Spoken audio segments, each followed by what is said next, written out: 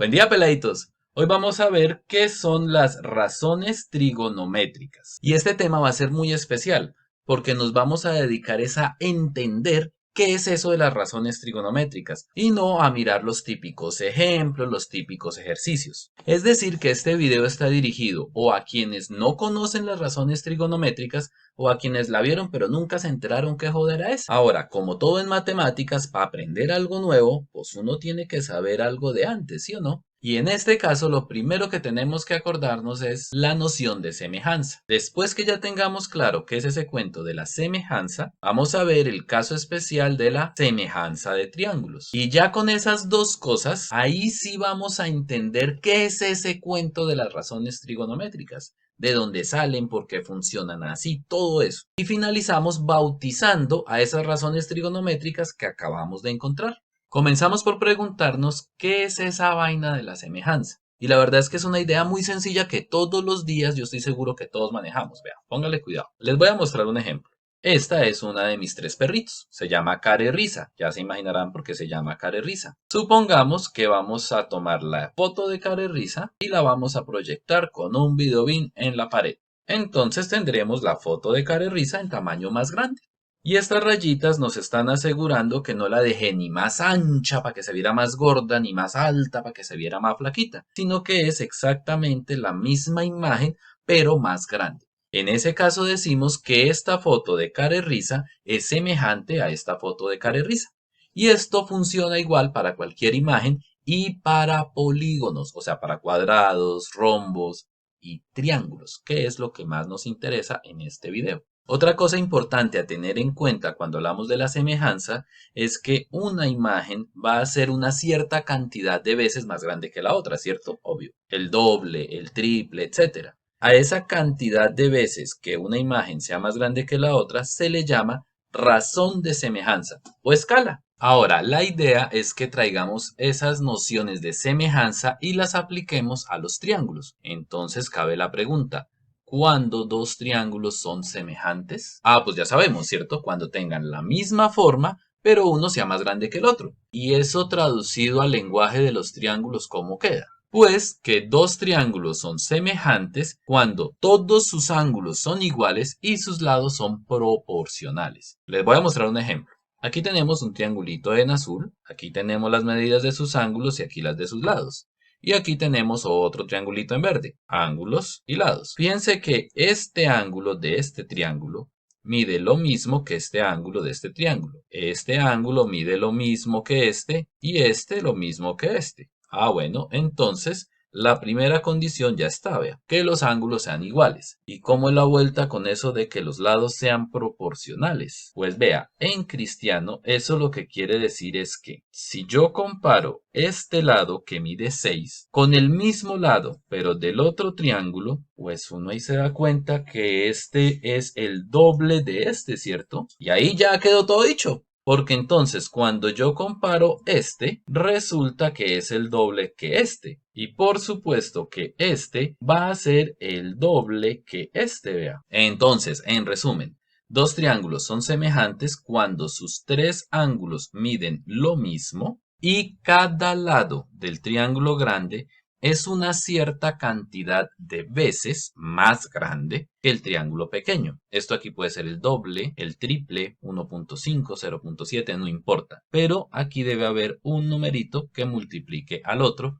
y que sea el mismo para los tres lados. Es decir, ya más en general, si yo tengo dos triángulos, uno pequeñito en azul, cuyos lados he nombrado A, B, H y otro más grandecito cuyos lados he nombrado A', B' y H', pues para decir que son como los parecidos. Entonces, este de acá, el H', debe ser K veces 2, 3, 4, no sé, el pequeñito del otro, K veces H. El A' debe ser K veces el A y obviamente el B' también debe ser K veces el B. Y aquí les voy a enseñar unas chivas para que las tengan presentes. Primera, no es necesario verificar que efectivamente los tres ángulos son iguales y que además los tres lados sean proporcionales. Porque si uno logra comprobar que tan solo dos de los tres ángulos de los triángulos son iguales, ya con eso, por un criterio que se llama ángulo-ángulo, hay un poco más, pero no me interesan para este video, podemos afirmar que estos dos triángulos son semejantes. Entonces, con que dos ángulos sean iguales, ya se tiene que los tres ángulos son iguales y que los lados son proporcionales. Una chimba de chiva.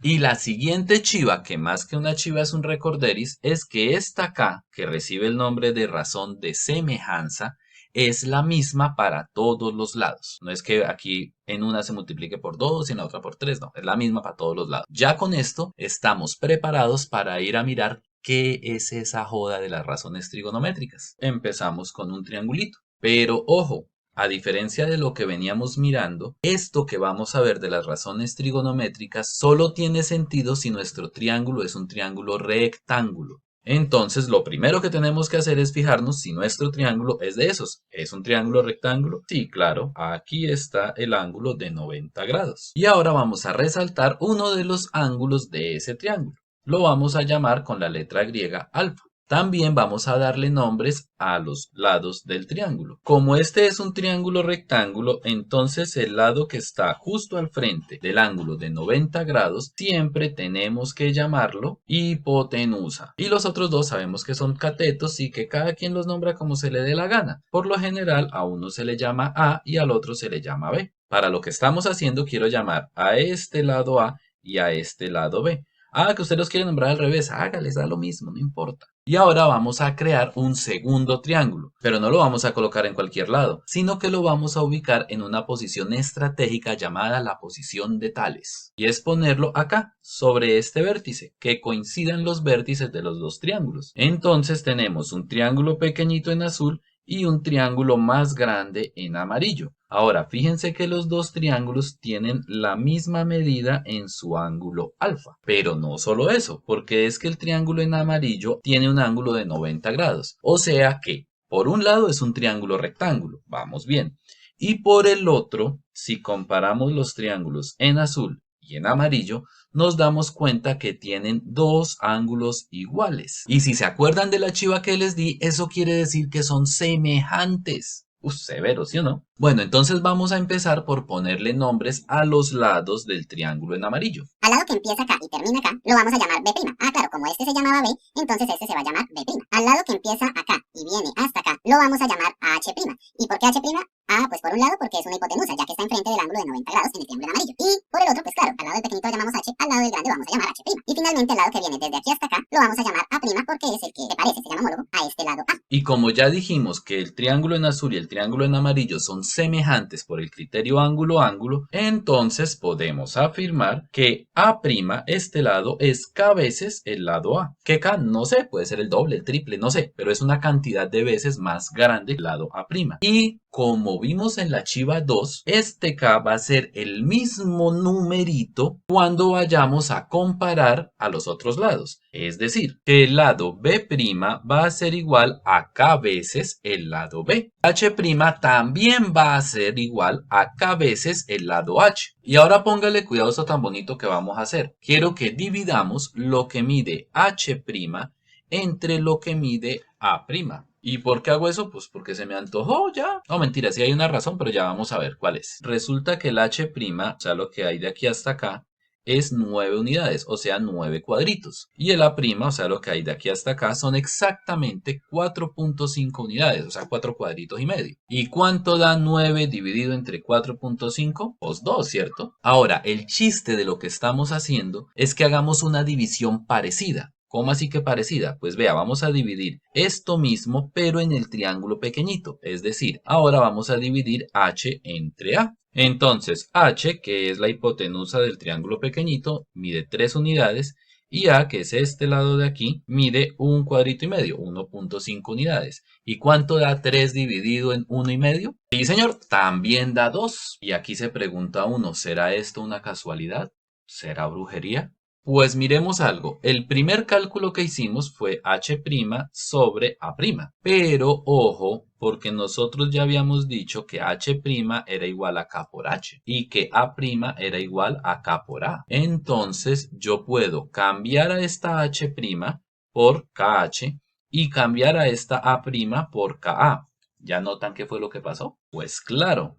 Esta K se puede cancelar con esta K, ¿cierto? ¿Y qué nos queda? Pues que H' sobre A' es igual a H sobre A. ¿Y saben qué es lo más interesante? que sin importar qué tan grande sea el triángulo, mientras mantenga este mismo ángulo, cuando divida la hipotenusa entre este lado que esté aquí enfrente del ángulo, siempre me va a dar 2. Y si no me cree, venga, se lo muestro. Vea. Vamos a tomar el triángulo en amarillo y le voy a cambiar el tamaño. Y aquí automáticamente vamos a ver cuánto da esas divisiones. Entonces, mientras yo siga manteniendo este ángulo, fíjense que si yo hago un triángulo muy grande, igual la división va a seguir dando 2. Es decir, no importa de qué tamaño sea el triángulo, siempre la división entre la hipotenusa y el lado de acá va a dar 2. Pues para este ángulo que yo escogí acá, ¿no? Si cambiamos el ángulo, cambia el valor de la división. Y eso es algo que a mí me parece bonito y sorprendente, pero ¿sabe qué es más sorprendente? Que esto no funciona solamente cuando divido estos dos lados, sino que funciona para cualquier división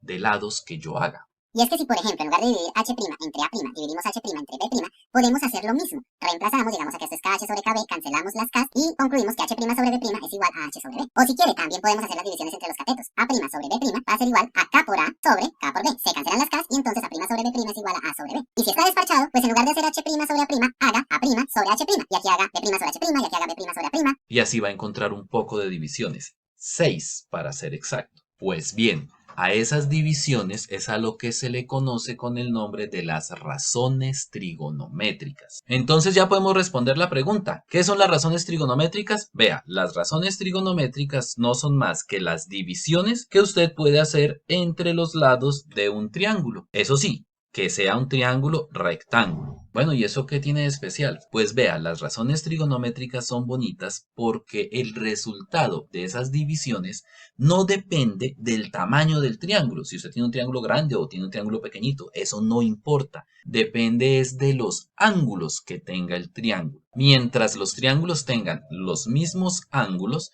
las divisiones van a dar lo mismo en los triángulos pequeñitos que en los triángulos grandes. ¿Y eso qué tiene que ver con el seno, el coseno y todas esas vainas? Ah, ya le muestro. Bueno, pues es que eso de los nombres es una forma de organizar mejor las vainas, para que quede muy claro de qué es lo que uno está hablando. Y lo primero que tenemos que mirar son los nombres de los lados de los triángulos. La mala noticia es que esos nombres de los lados de los triángulos en realidad no son fijos. Y eso hace que algunos se confundan, porque a ratitos va a tener un nombre y a ratitos va a tener otro. Entonces hay quienes dicen, oh, pero ¿cómo hago? ¿Cómo hago para saber cuál es cuál? Pero la verdad es supremamente fácil, póngale cuidado. Tenemos un triángulo rectángulo. El ángulo en azulito se llama alfa y el ángulo en rojito se llama beta. El ángulo en negro, como es de 90 grados, lo colocamos con un cuadrito y no le ponemos nombre. Ya todos sabemos que el lado que está enfrente del ángulo de 90 grados va a ser la hipotenusa. Y eso jamás cambia. Este sí nunca cambia de nombre, ese siempre es la hipotenusa. Pero los otros dos lados, los que eran los catetos, sí van a cambiar de nombre. ¿Y de qué depende el nombre que tomen? Del ángulo del que estemos hablando. Resulta que cuando nos estemos refiriendo al ángulo alfa, este va a tomar un nombre y este otro. Pero cuando ya no hablemos del ángulo alfa, sino del ángulo beta, esos nombres van a cambiar. ¿Cómo así? Pues vea, cuando estemos hablando del ángulo alfa, el lado que está enfrente del ángulo alfa se va a llamar cateto opuesto de alfa. Y entonces el otro lado que no hemos mencionado, porque ya dijimos que la hipotenusa esa nunca cambia, o sea, este lado de aquí abajo, se va a llamar cateto adyacente al ángulo alfa. Ah, y cuando estemos hablando del ángulo beta, ¿cómo es? Pues la misma cosa. El lado que está al frente del ángulo beta se va a llamar cateto opuesto a beta. ¿Sí ven? Cuando está al frente se llama opuesto. O sea que podríamos decir que la hipotenusa es el opuesto al ángulo de 90 grados. Y el lado que no hemos hablado, fíjense que para beta ya dijimos que el que está al frente es el opuesto a beta. Sabemos que la hipotenusa nunca cambia, entonces del que no hemos hablado en cuanto a beta sería este lado. Ese va a recibir el nombre de cateto adyacente a beta. Resumen, los nombres de los catetos dependen del ángulo del cual estemos hablando. Bueno, y entonces, ¿se acuerda de esas 6 divisiones que hablábamos? Pues ya teniendo esto claro, lo único que vamos a hacer es tomar esas 6 divisiones y a cada una darle un nombre diferente. Por ejemplo, cuando yo divido el cateto opuesto de un ángulo alfa entre la hipotenusa del triángulo, esa no viene con alfa porque nunca cambia, a esa división la llamamos seno de alfa. Ah, que yo no dividí el cateto opuesto de alfa, sino que dividí el cateto opuesto de beta. Lo dividí entre la hipotenusa. Ah, bueno, entonces a eso lo vamos a llamar seno, pero ya no de alfa, sino de beta. ¿Sí notan la importancia de señalar a quién es opuesto? Si es opuesto a alfa, se llama seno de alfa, y si es opuesto a beta, se llama seno de beta. Ay, ¿porque aquí escribió sen y aquí escribió sin? ¿Se equivocó? No. Lo que pasa es que en inglés no se dice seno, sino sinus, como pronuncia esa vaina. Y por eso en inglés lo vamos a encontrar como sin en las calculadoras y todo. De ahí que sea bueno acostumbrarse a colocar sin. Ahora, hablando de costumbres, es más acostumbrado escribirlo al revés. Sin de alfa, seno del ángulo alfa, es igual al cateto opuesto de alfa sobre la hipotenusa. Ahí tenemos el nombre de nuestra primera división. Ahora vamos a ver cómo se llaman las otras 5 divisiones. A la división entre el cateto adyacente de un ángulo alfa y la hipotenusa del triángulo rectángulo se le llama coseno de alfa. A la división entre el cateto opuesto del ángulo alfa y el cateto adyacente de ese ángulo alfa se le llama tangente de alfa. Aquí ya van 3 divisiones. Y las otras 3 son estas mismas, pero volteando esta vaina. Numerador con denominador. Entonces, a dividir la hipotenusa entre el cateto opuesto de alfa se le llama cosecante de alfa. A dividir la hipotenusa entre el cateto adyacente de alfa se le llama secante de alfa. Y a dividir el cateto adyacente de alfa entre el cateto opuesto de alfa se le llama cotangente de alfa. esas son las 6 razones trigonométricas y eso es lo que significan. Simplemente dividir lados de un triángulo rectángulo y que los resultados no dependen del tamaño del triángulo. Eso es todo por esta ocasión. Nos vemos en la próxima. Bye bye.